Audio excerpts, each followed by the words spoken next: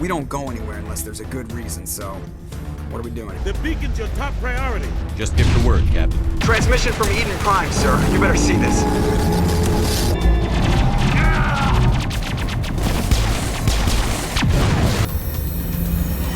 Shepard!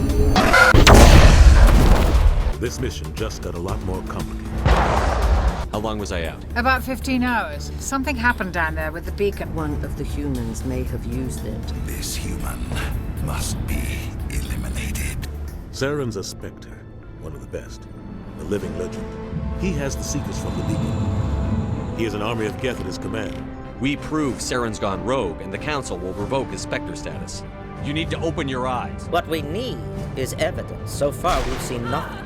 What about Garrus, that CSEC investigator? The Shadow Broker hired a Krogan bounty hunter named Rex to take him out. My people have a saying. Seek the enemy of your enemy. You will find a friend. And I have a chance to repay you for saving my life. The beacon has brought us one step closer to finding the conduit. And one step closer to the return of the Reapers. You wanted proof? There it is. I recognize the other voice, Matriarch Benezia. She has a daughter, a scientist who specializes in the Protheans. Her name's Liara, Dr. Liara Tassoni. I can take Saren down. The commander's right. There is a way to stop Saren that doesn't require fleets or armies. You are the first human Spectre, Commander. This is a great accomplishment for you and your entire species.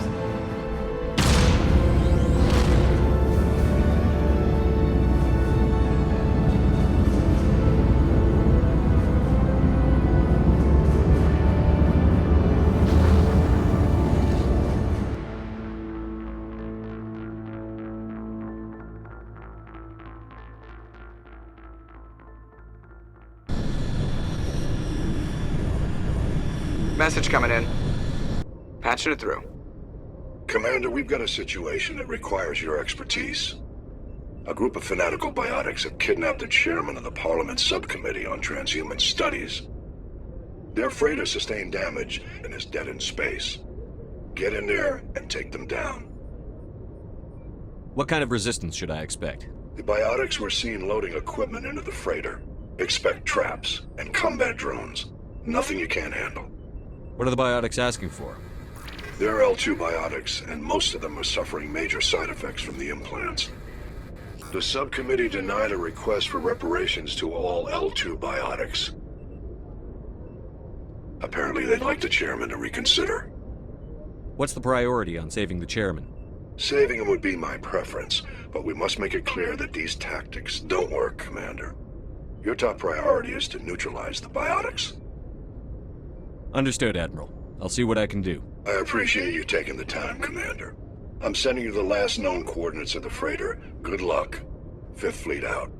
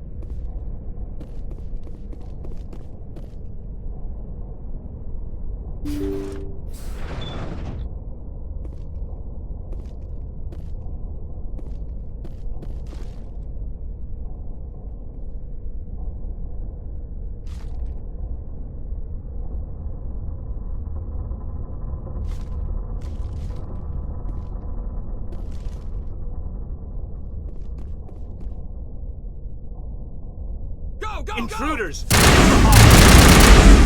Yeah, let's move.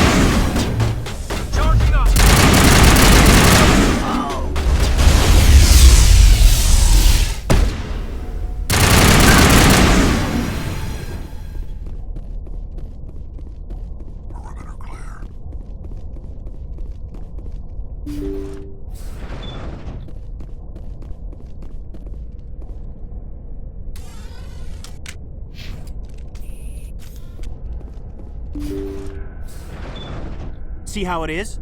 You write letters and everyone ignores you. Force is the only thing people appreciate. So how about if I kill Chairman Burns and finish this charade? Please, I was trying to help you people. Let's not do anything we're all going to regret. Why not? What have we got to lose? Since the chairman here decided that we didn't get reparations, we've got nothing left to live for. But I've changed my mind. Seeing you all, it's clear that you all deserve... You had your chance. Some L2s are nearly crippled from side effects of the implants, but you voted against reparations. Think about this. Burns is the one man who can help you. Yes, if you release me, I can take another look at the reparations request. What, we're supposed to trust you? I'm an L2, like you. Trust me. The commander can make sure that Burns follows through.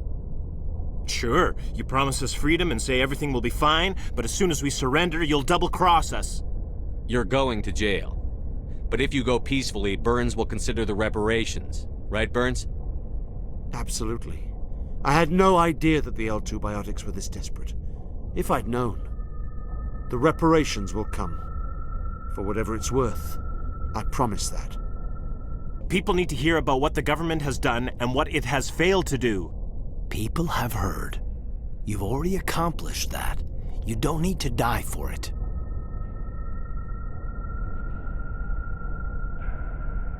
You're right. I don't want to die. Maybe something will happen this time. We surrender. Thank you, Commander. I thought I was dead when they took me. I'll see to it that the reparations discussion is reopened. I didn't know they were so desperate. A 5th Fleet cruiser will be by shortly to pick you and the prisoners up. Message coming in. Patching it through. Thank you for dealing with the hostage situation, Commander.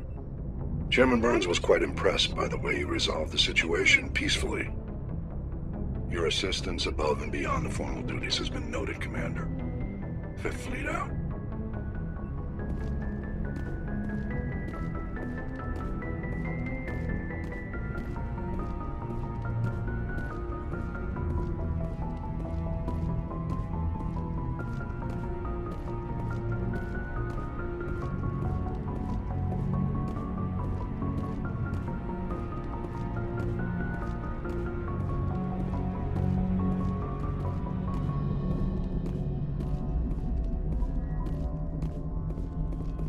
Commander, something you need?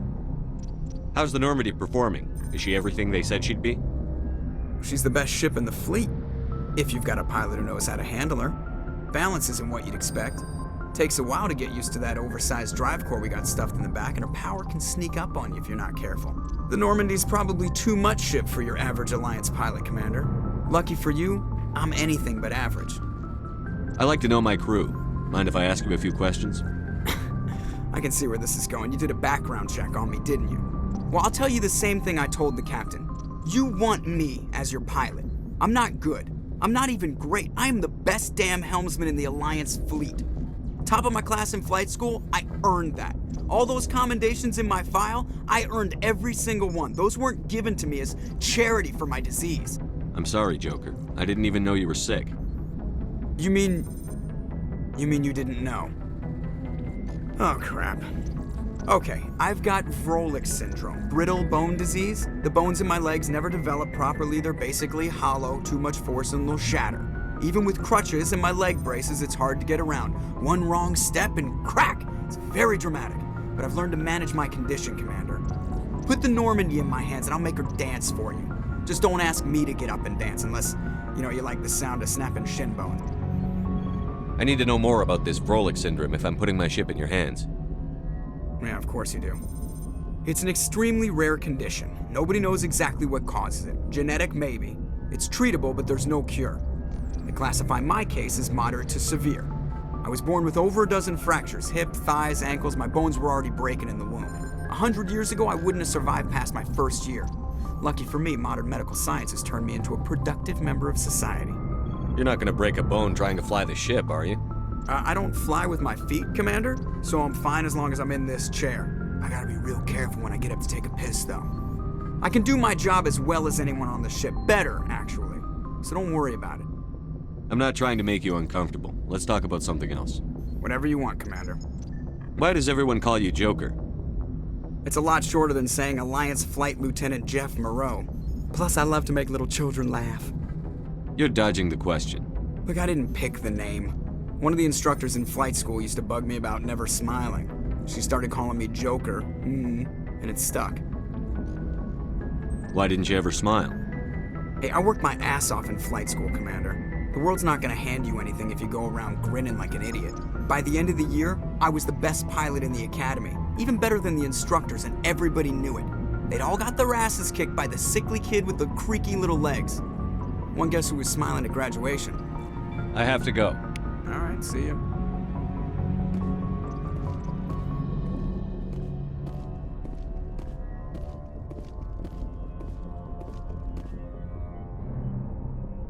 If anyone has to take over for Captain Anderson, I'm glad it's you.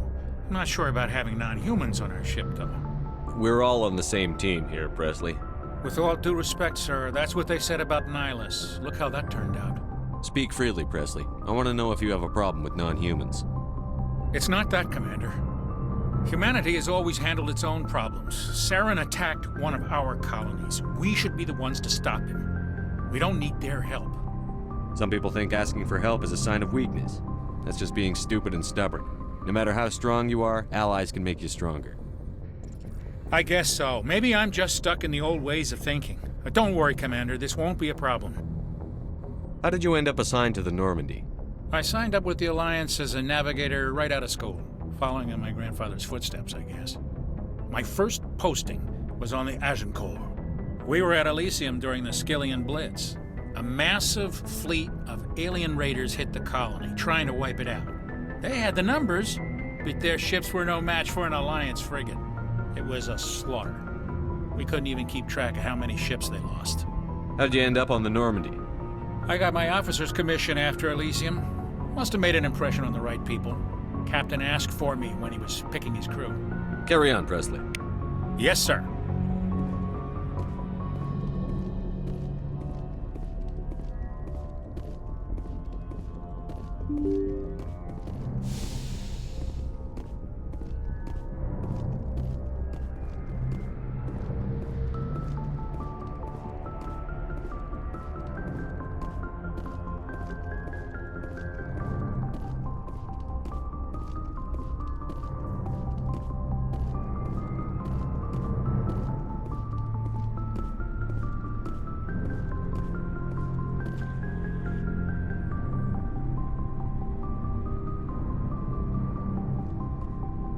Anything you need, Commander?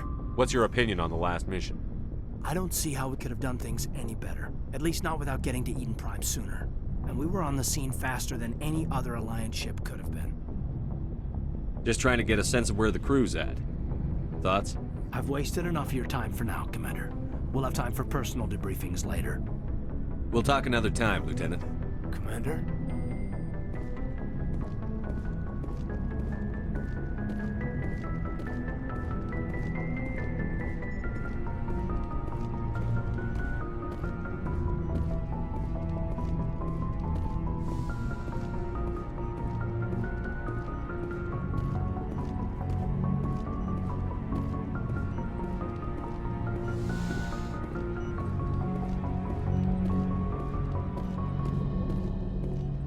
Yes, Commander? Is there something you need? How well do you know the Lieutenant? I'd never worked with him before this mission. But he has an impressive service record, over a dozen special commendations. Tends to keep to himself, though. Maybe because of the headaches. It's not easy being an L2. What does that have to do with it? Well, most biotics now use the L3 implants. Lieutenant Alenko was wired with the old L2 configuration. Sometimes there are complications. What kind of complications? Severe mental disabilities, insanity, crippling physical pain. There's a long list of horrific side effects. Caden's lucky. He just gets migraines. How did you end up serving on an Alliance ship? I enlisted right out of med school. Earth always seemed boring to me. Too safe, too secure. I figured the colonies were teeming with exotic adventure. I wanted to travel the stars, tending the wounds of tough soldiers with piercing eyes and sensitive souls. Turns out military life isn't quite as romantic as I'd imagined. But humanity needs the Alliance if we want to keep expanding through the Traverse, and the Alliance always needs good doctors. So I stayed on to do my part. Ever think you made the wrong choice? Sometimes I think about opening a private practice back on Earth, or maybe taking a position at one of the new med centers out in the colonies. But there's something special about working on soldiers. If I left the Alliance now, I'd feel like I was abandoning them. I should go. Goodbye, Commander.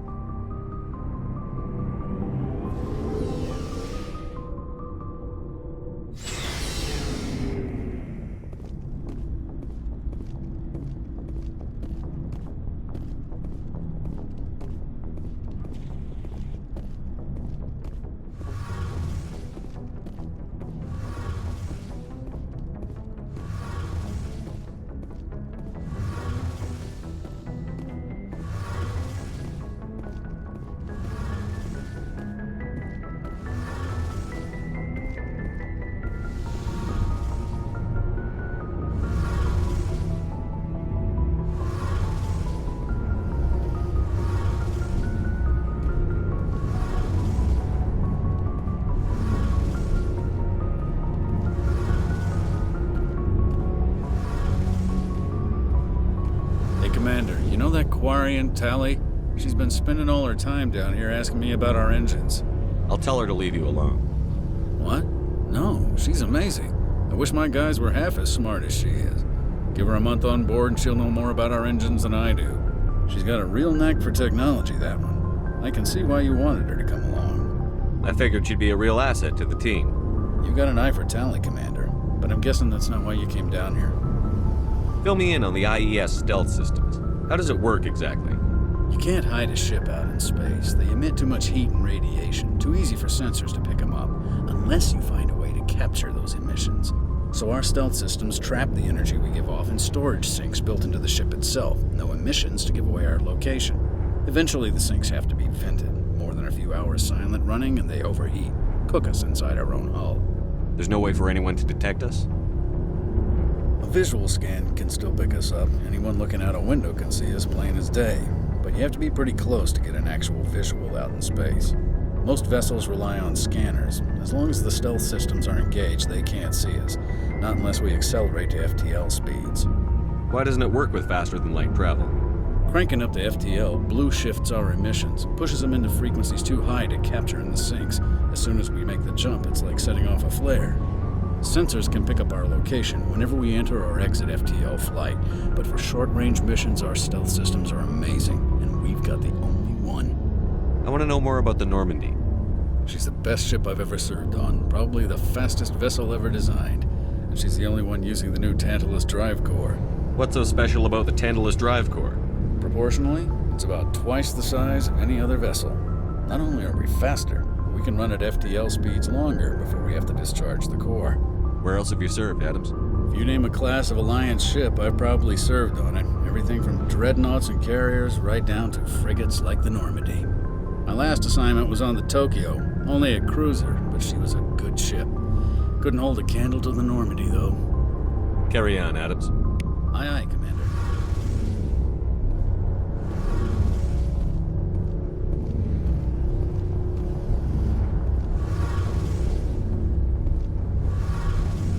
Your ship's amazing, Shepard.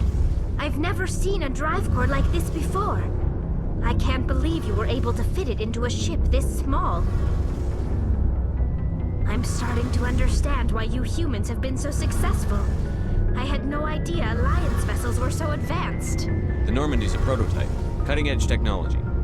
A month ago, I was patching a makeshift fuel line into a converted tug ship in the flotilla. Now, I'm sitting on board one of the most advanced vessels in Citadel space. I have to thank you again for bringing me along. Traveling on a vessel like this is a dream come true for me. I had no idea you found ship technology so interesting. It comes with being a Quarian. The migrant fleet is the key to the survival of my people. Ships are our most valuable resource. But we don't have anything like this. We make do with cast-offs and second-hand equipment.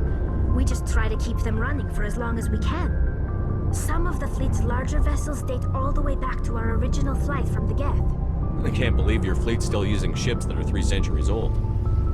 They're constantly being repaired, modified, and refitted. They aren't pretty, but they work. Mostly. We've tried to make ourselves as independent as possible on the flotilla, grow our own food, mine, and process our own fuel. But some things we just can't make on our own. A patch to maintain the hull integrity requires raw materials we just don't have. That's why our pilgrimages are so important. I want to know more about the pilgrimage. When my people reach maturity, we leave our birth ships and seek acceptance with a new crew. It's necessary to maintain genetic diversity among the fleet. But no ship wants to accept someone who will be a burden on them. So, to prove our worth, we embark on a pilgrimage. We set out alone, leaving the flotilla and our families behind us. We only return once we have found something of value we can bring back to the fleet. This is presented as a gift to the captain of the respective ship we wish to join. If the gift is accepted, we are welcomed into the crew. Can a captain choose to reject the gift? That doesn't happen often. Most captains are eager to increase the size of their crew. It increases their own standing in our society. Even when a gift is not particularly valuable, the captain usually accepts it out of a sense of tradition. However, there is a stigma to presenting a substandard gift. It's not the best way to make a good impression on a new community. Most pilgrims don't return until they find something worthwhile. I can't believe they just send you off alone. It's not like they just cast us out. Before we leave, we are given lessons in how to survive outside the flotilla, and given gifts to help us on our journey. We also receive implants to fight off sickness and disease. Generations of living in an isolated and highly controlled environment have left our immune systems weaker than most. By the time we leave the fleet, we are well equipped for the pilgrimage. This is a rite of passage for all Quarians. If it were dangerous, our numbers would suffer. Virtually every pilgrimage ends with a triumphant return and the ritual presentation of the gift to one of the fleet's captains. I want to talk about something else. Like what? Tell me about your people. Our lives aren't easy. Resources are scarce, and we are constantly on the move. Everything we do must in some way contribute to the continuation of the migrant fleet. There are 17 million Quarians in the flotilla, and each of us relies on the others for survival. The bonds among my people are strong. Unfortunately, we have had to surrender many of the freedoms and civil liberties other species take for granted. What kind of freedoms? Well, it's illegal for parents to have more than one child. If our population grows too much, it would strain our resources to their breaking point. Of course, we also can't allow our numbers to become too few. If our population is in decline, the rule against single births is temporarily repealed. In extreme cases of population decline, incentives are even offered to encourage multiple births, though the Conclave hasn't had to take such measures in nearly a century. That's your government. The Conclave is our civilian branch of government. Each ship can elect a representative to serve on the Conclave and make decisions that affect the fleet as a whole. On matters that affect an individual ship, however, the captain has the final say. It's a tradition that dates back to the early days, when the fleet was governed by martial law. Fortunately, most captains nowadays are smart enough to have an elected council from their crew to give them advice and guidance. So the ultimate power rests with elected officials. In practice, the Conclave and the respective council for each ship tend to set the rules that govern our daily lives. But in theory, we are still under military jurisdiction. The 5 top-ranking military officials in the fleet serve on the Admiralty Board. These 5 have the power to overrule any decision by the Conclave in case of emergency. To do so requires unanimous agreement among the Admiralty, and they can only do this once. After that, the entire board must resign their posts. It's a safeguard that served us well. In nearly 3 centuries, the Admiralty Board has only overruled the Conclave 4 times. I want to know more about the Geth. I doubt I can tell you anything you don't already know. It's been almost 3 centuries since they drove my people into exile. All I know is the story of their origins. What they were when we created them, and how they turned on us. Interesting. The Geth were originally created to serve as an automated manual labor force. Initially, their intelligence was as limited as any VI. Over time, we made small modifications to their programming to allow them to perform more varied and complex tasks, bringing them closer and closer to true AI status. How come the Council didn't step in and stop you? This wasn't true AI research. We may have been skirting the bounds of the law, but we never did anything that was actually illegal. The changes were so insignificant, so gradual, that we were able to control them. Or so we thought. But one thing we underestimated was the power of the neural network. A million Geth thinking simultaneously created an inherently unstable matrix. So, the Geth share brain power?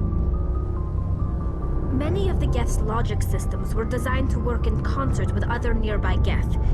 Basically, the more of them you have in the group, the smarter they are. So there's some sort of group consciousness? No, nothing like that.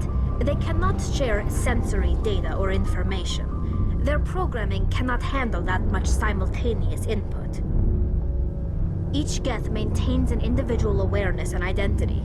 The neural network only operates on a process-based level.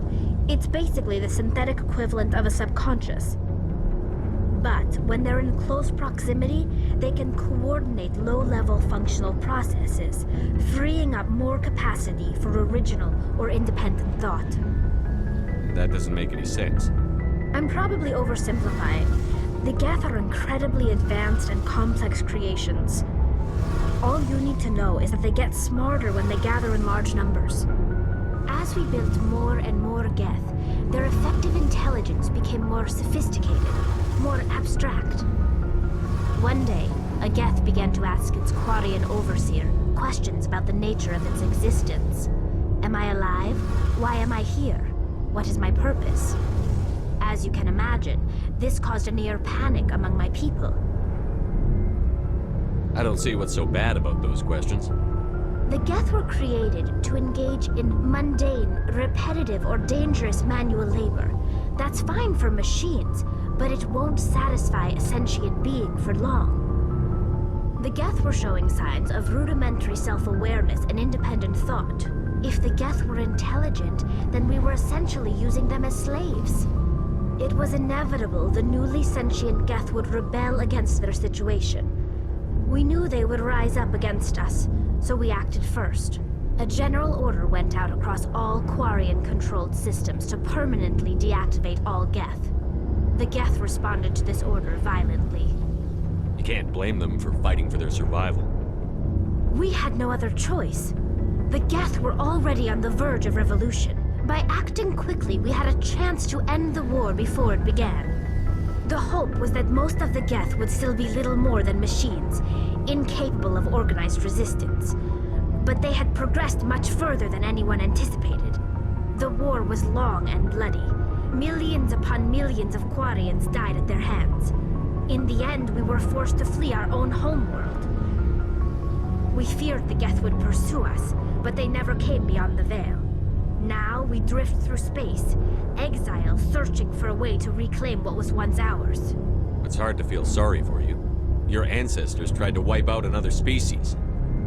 We made a mistake when we created the Geth in the first place, but we did not make a mistake when we went to war against them. If we had not acted, they would have wiped us out. They're a synthetic life form. They have no use for organics. None. Why do you think they cut themselves off from the rest of the galaxy? Why do you think they've killed every organic being who's ever tried to contact them? They didn't kill Saren. What does that tell you? The Geth are not innocent victims in all this. They're the enemy.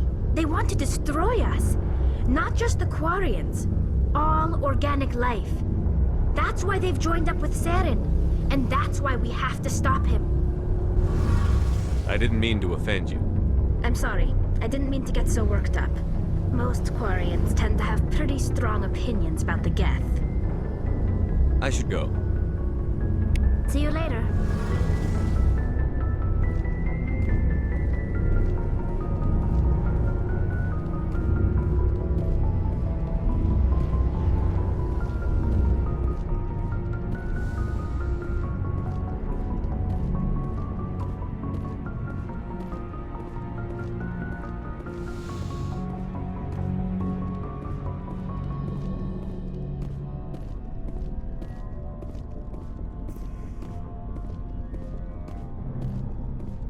Hey, Commander.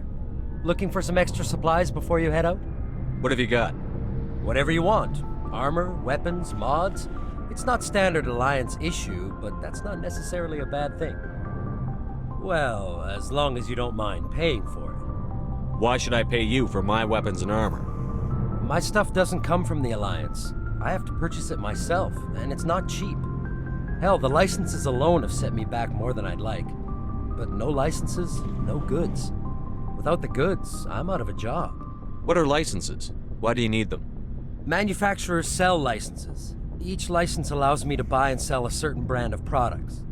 I already have several basic ones, but you'll need to buy more if you want me to bring in different brands. Many of the best licenses are hard to get, but they're well worth the cost if you can find them. What do the different manufacturers offer? There are too many for me to keep track of, but each license will explain what it's good for. How often will you get new items? Well, that depends on how many licenses you've purchased. But I'll rotate items on a regular basis regardless.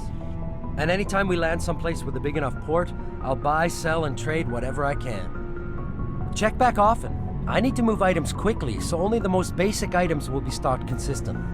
Not right now, thanks. No problem. Keep checking back.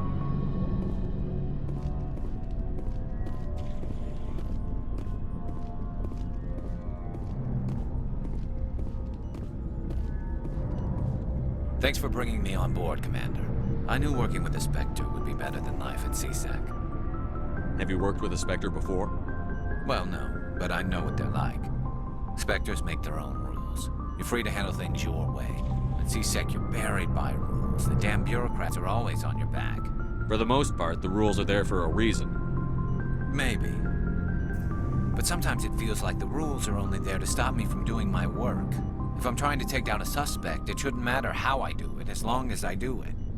But CSEC wants it done their way. Protocol and procedure come first. That's why I left. So you just quit because you didn't like the way they do things? There's more to it than that. It didn't start out bad, but as I rose in ranks, I got saddled with more and more red tape.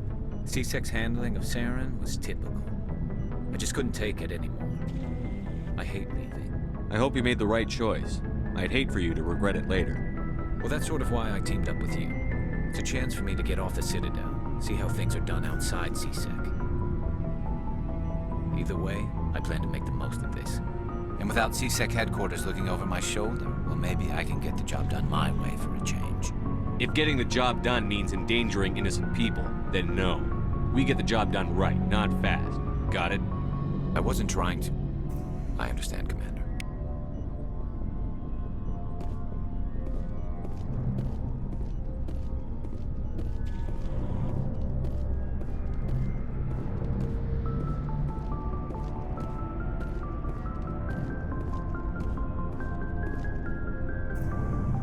Commander? What's your opinion on the last mission? Kinda wish you'd got there sooner, Commander. No offense, I appreciate the rescue. I just wish... You wish we'd been able to save the rest of your unit? Yes, sir. If I had been more alert, we wouldn't have been cut down by an ambush. The Geth are perfect ambushers. They don't move, they don't make noise, they don't even breathe. Sir, they have flashlight heads. I'll make sure it doesn't happen again. Dismissed, Chief. Sir.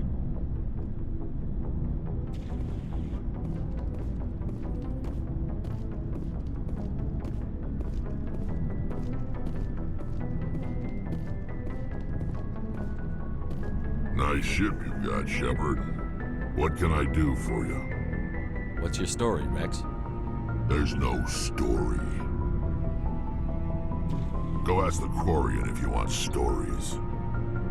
You Krogan live for centuries. Don't tell me you haven't had a few interesting adventures. Well, there was this one time the Turians almost wiped out our entire race. That was fun. I heard about that. You know, they almost did the same to us. It's not the same. It seems pretty much the same to me. So your people were infected with a genetic mutation? An infection that makes only a few in 1,000 children survive birth? And I suppose it's destroying your entire species? I suppose it isn't all the same. I don't expect you to understand, but don't compare humanity's fate with the Krogan. I was just making conversation. I wasn't trying to upset you. Your ignorance doesn't upset me, Shepard. As for the Krogan, I gave up on them long ago. The genophage infected us, but it's not what's killing us. Are your people really dying? We're sure not getting any stronger. We're too spread out. None of us are interested in staying in our own system. Lots of species have left their homes and prospered. But they go to colonize new worlds. We're not settlers. We're warriors. We want to fight. So we leave. Hire ourselves out. And most of us never go back. What can you tell me about the genophage? Ask the Solarians if you want details. They made it. All I know, it makes breeding nearly impossible. Thousands die in stillbirth, and most never get that far. Every Krogan is infected. Every one. And no one's rushing to find a cure. Why don't the Krogan try to find a cure? When was the last time you saw a Krogan scientist? You ask a Krogan, would he rather find a cure for the genophage or fight for credits? He'll choose fighting every time. It's just who we are, Shepard. I can't change that. Nobody can. So long, Rex. Shepard.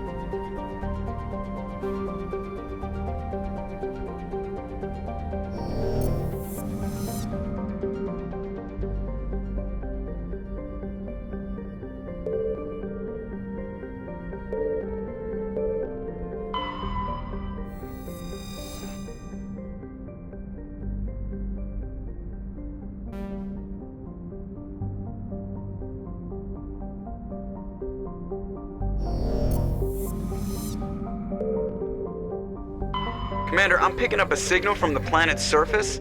It looks like an automated distress beacon.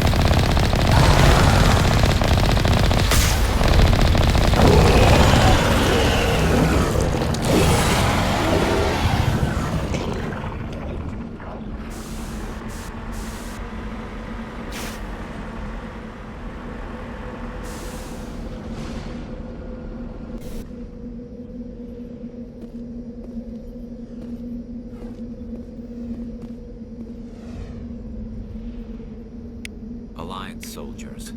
Looks like they were lured here by the distress beacon. These are Admiral Kahoku's men. We need to tell him what happened here.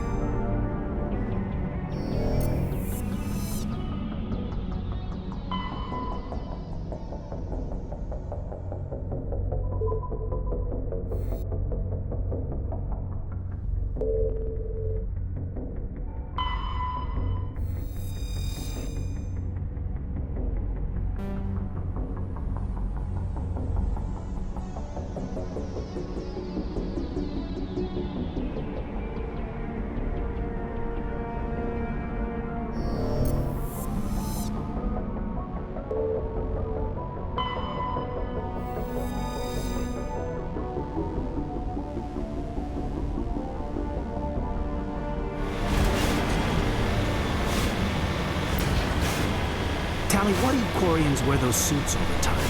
Is it a cultural thing? No, living in the clean environment of the flotilla has weakened our immune systems. The environmental suits protect against diseases. Oh, well, I'll try not to sneeze.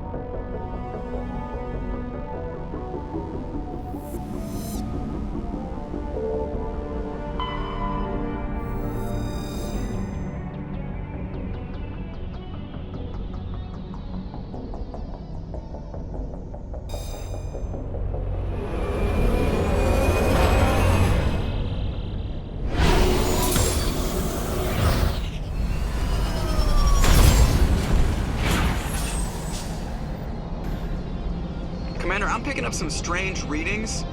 Really strange, like off the damn charts. It looks like it's coming from an underground complex a few clicks away from the drop zone.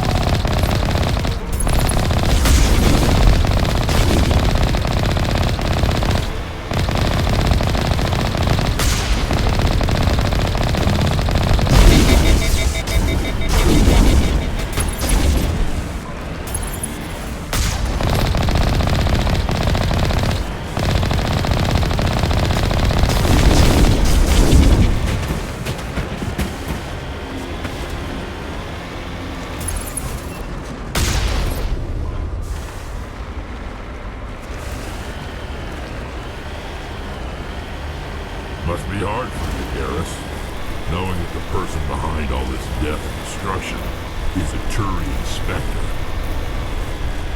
Saren is either a traitor or a madman. Taking him down will restore the good name of Turians everywhere. Glad to hear it. I was losing sleep over the prospect of people not